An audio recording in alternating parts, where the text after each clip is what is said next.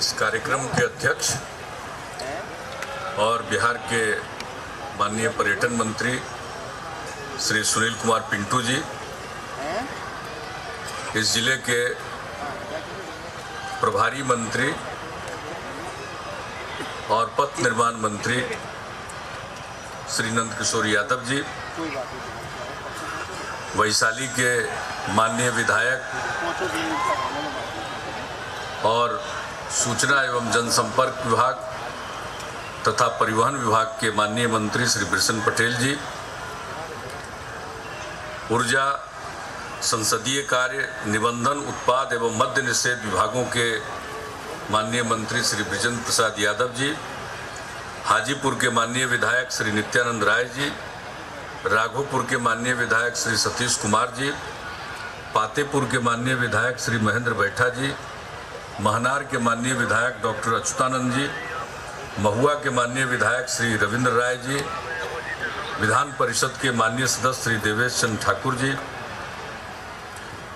यहाँ उपस्थित सभी प्रशासनिक एवं पुलिस पदाधिकारीगण, विशिष्ट अतिथिगण, सभी जनप्रतिनिधिगण, सम्मानित नेतागण,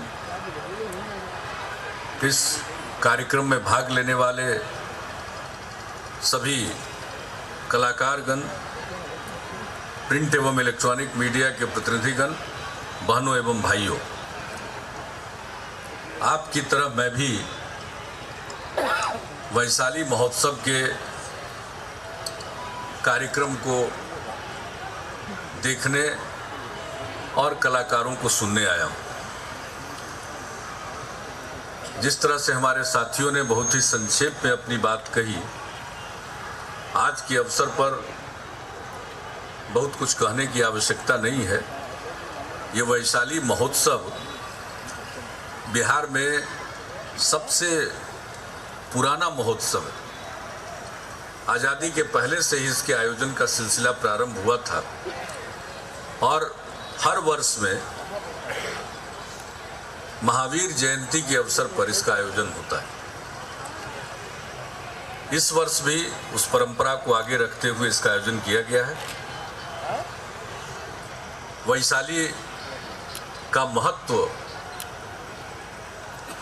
अनेक दृष्टिकोण से है।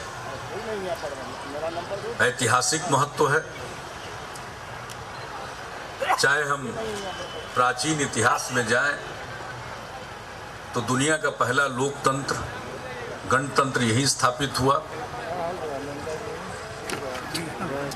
ये वो जगह है जहां जिसका संबंध भगवान महावीर और भगवान बुद्ध दोनों से है। ये वो स्थान है जहां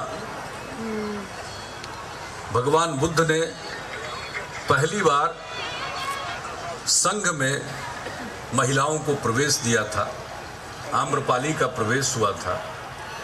आज हम नारी सशक्तिकरण की बात करते हैं और ये उसकी शुरुआत, नारी को उसका अधिकार मिले, इसकी शुरुआत इसी वैशाली की धरती से भगवान बुद्ध ने किया था।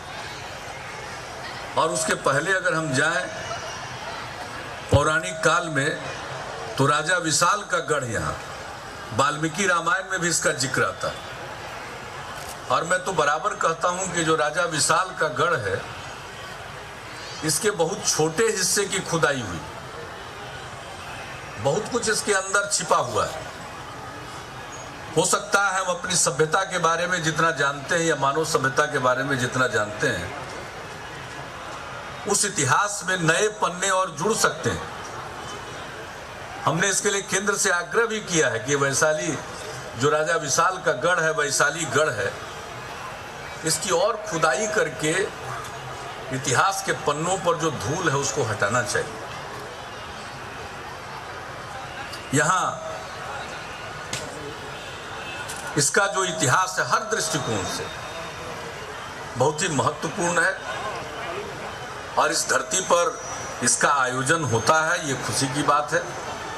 मुझको भी इसमें शामिल होने का अवसर मिला है, मुझे बेहद प्रसन्नता है। और वैशाली की अहमियत और इसका महत्व और बढ़ता ही जाएगा। अंतर्राष्ट्रीय पर्यटक और बड़ी संख्या में यहाँ आएंगे। यही एकमात्र जगह है वैशाली में जहाँ भगवान बुद्ध का एक आधिकारिक रेलिक्स, उनका अस्थि कलश यही मिला था। सुरक्षा के लिए पटना के म्यूजियम में रखा हुआ है, लेकिन हम लोगों की सरकार ने निर्णय ले लिया है उस रेलिक्स को, अस्थि कलश को यहीं स्थापित करेंगे हम लोग, और उसके लिए एक भव्य और विशाल स्तूप बनेगा और संग्रहालय का भी निर्माण होगा। इसके लिए 70 एकड़ से ज्यादा जमीन अधिग्रहित की जा रही है और उस जमीन का अधिग्रहण होते ही राज्य सरकार ने एक बड़े पैमाने पर, मुझे पता चला केंद्र सरकार ने भी एक संग्रहालय के लिए कुछ धनराशि का प्रबंध कई साल पहले किया था। उस मामूली से धनराशि से जितनी बड़ी योजना हमारी वो पूरी नहीं हो सकती, इसलिए राज्य सरकार ने सोचा है और तय किया है कि हम अपनी योजना से और अपनी तरफ से एक भव्य स्तूप का भी यहाँ और निर्माण कराएंगे और उसी के अंदर पूरी सुरक्षा के साथ वो भगवान बुद्ध का एकमात्र जो आधिकारिक, जो बौद्ध साहित्य में जिसका जिक्र आता है कि भगवान बुद्ध का जब अंतिम संस्कार हुआ उसके बाद जो उनके रिलिक्स थे उनको 8 हिस्सों में बांटा गया और एक अंश उसको दिया गया, इनको दिया गया था, लिच्छवियों को। तो बाकी जगहों पर तो वो मिल नहीं सका कहाँ है, लेकिन जो स्थान बताया गया था वहाँ यहीं पर वो मिला है और उसके चलते एक जो पुराना मड स्तूपा है वो अभी मौजूद है। उसको देखने के लिए बाहर से पर्यटक आते हैं।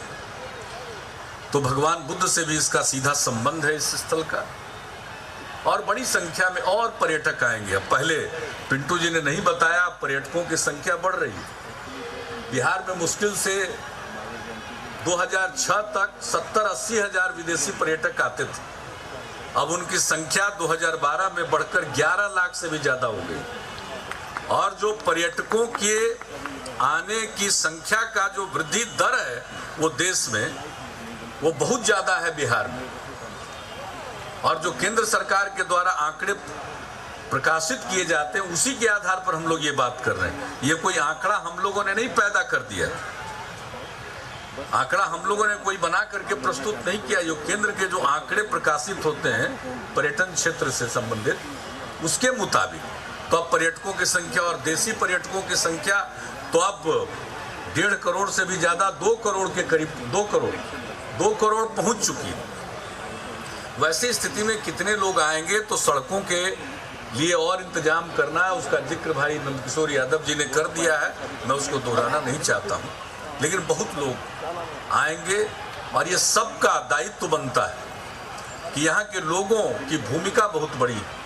बाहर के लोग जहाँ आए अच्छी स्मृति लेकर जाएं, तो जो बाहर के लोग आते हैं उनके साथ जिस प्रकार से इस इलाके में लोग व्यवहार करते हैं इसकी लोग प्रशंसा करते हैं। मैं समझता हूँ ये जो वैशाली के लोगों का सद्व्यवहार है बाहर से आने वाले लोगों के प्रति, ये इसी तरह से बना रहना चाहिए और वैशाली में तो खींच करके लोग चले आएंगे। और जो बुद्धिस्ट सर्किट है जिसकी चर्चा अभी नंदकिशोर जी ने की, भाई पिंटू जी ने की, उसका भी विकास किया जा रहा है और हर प्रकार से हम चाहते हैं कि लोग आएँ और यहाँ के प्रत्येक स्थल को देखें। बोध गया देखें, राजगीर नालंदा देखें, वैशाली देखें, इसके आगे जाएं, अनेक जगहों की वो यात्रा करें और फिर उसके साथ कुशीनगर को भी जो यूपी में पड़ता है लेकिन बिहार से बहुत सटा हुआ इलाका है गोपालगंज जिले से, वहाँ भी जाएं और एक से एक नई और जगह उद्घाटित हो रही हैं। अब विक्रमशिला का भी विकास होगा, उनका भी संबंध और उसको भी बुद्धिस्ट सर्किट से जोड़ा जाएगा। तो हमारे यहाँ अनेक स्थल और लोगों का ध्यान अब बहुत इस ओर जा रहा है और हम लोगों ने भी इस क्षेत्र में ध्यान दिया है। हमारी जो पूंजी है बिहार की क्या है? हमारी मिट्टी है, उपजाऊ मिट्टी है, आबो हवा अच्छी है, बिहार के लोग मेहनती है, युवा वर्ग मेधावी है और हमारे पास विरासत है। इसी के बदौलत बिहार को आगे बढ़ाना है। बिहार आगे बढ़ रहा है और आप सबका जो प्रेम और सद्भाव का एक वातावरण बना आप सबके बीच का, वो सबसे जरूरी चीज है। और ये प्रेम का सांप्रदायिक सद्भाव का, सामाजिक सौहार्द का जो एक वातावरण बना है उसको हर सूरत हाल में बनाए रखिए। लोग तो यहाँ आकर्षित होकर आना शुरू हो चुके हैं बड़ी संख्या में, पहले से आते रहे लेकिन अब उनकी संख्या बढ़ रही है और लोग आएंगे और फिर बिहार के बारे में बाहर चर्चा करेंगे। तो इन्हीं शब्दों के साथ मैं इस अवसर पर, महावीर जयंती के शुभ अवसर पर, आज भगवान महावीर का जन्म हुआ था, चैत्र शुक्ल त्रयोदशी के दिन उनका जन्म हुआ और उसी के स्मृति में इस महावीर जयंती का आयोजन होता है। तो इस अवसर पर मैं आप सबको ढेर सारी शुभकामनाएं देता हूं और जो हमारे कलाकार आए हैं अपनी कला का प्रदर्शन करेंगे, मैं उनका स्वागत करता हूं। आपकी तरफ से, बिहार के लोगों की तरफ से और अपनी तरफ से मैं उनका स्वागत करता हूं।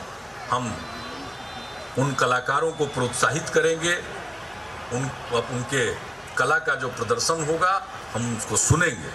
और इसके साथ मेरा एक सुझाव है, मैं जिला प्रशासन को और पर्यटन विभाग दोनों को देना चाहता हूं।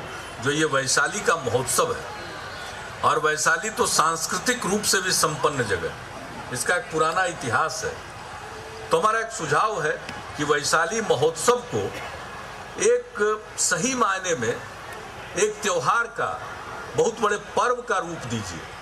और इसके लिए आवश्यक है कि वैशाली महोत्सव की तैयारी 1 महीने पहले से शुरू हो और जो भी हमारे ग्रामीण अंचल में या शहरों में, बाजारों में जो कला है, छिपी हुई कला है, उसको उभारिए, उसको उभारने की कोशिश करिए और स्थानीय स्तर पर प्रतियोगिता का आयोजन करिए, गायन में, नृत्य में, हर क्षेत्र में, और उनको उभार करके और उनके बीच में प्रतिस्पर्धा कराकर और उनको चयनित करके जिले के जो सर्वश्रेष्ठ कलाकार अलग अलग क्षेत्र में उभर कर आए, उनको इस मंच पर अपनी कला का प्रदर्शन करने का अवसर दीजिए।